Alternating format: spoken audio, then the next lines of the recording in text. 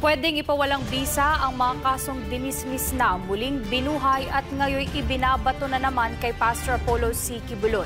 Ayon nga kay Senador Francis Tolentino, pwedeng maghain ng motion to quash ang mga abogado ng butihing pastor para mabaliwala ang mga recycled cases na ito. Narito ang balita ni Troy Gomez. Sa gitna ng mga kasong kinakaharap ni Pastor Apollo C. Quiboloy ay pinanawagan ni Senador Francis Tolentino na irespeto ang karapatan ng butihing pastor.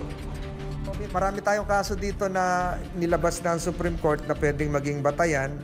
Ang sa akin dito, siguro igalang yung karapatan ni pastor kung pwede siyang mag-file ng bailable kasi ito eh. Kasabay niyan ay pinayuhan rin ni Senador Tolentino ang legal team ni Pastor Apollo. Aniya, bailable ang mga kaso ni Pastor Apollo sa Regional Trial Court kung saan maaaring maghain ng piyansa sa korte.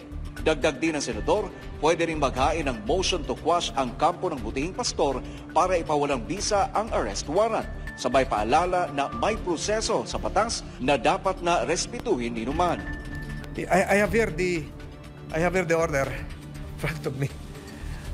Even yung court order, yung issuance ng warrant of arrest, the warrant can be quashed. May procedure dito eh. So pag kinwash yung warrant, mababaliwala yung warrant.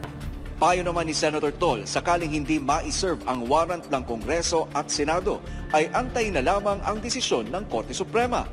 Anya, maring igiit ng Senado ang Article 150 ng Revised Penal Code para mahikayat ang Korte na maglabas ng arrest warrant, pero muli niyang iginiit na pwedeng magpiyansa at maghain ng motion to quash ang kampo ni Pastor Quiboloy dito. Hayaan natin sigurong i-exercise niya yung karapatan niyang legal at igalang natin yung kung ano yung hakbangin niyang gagawin.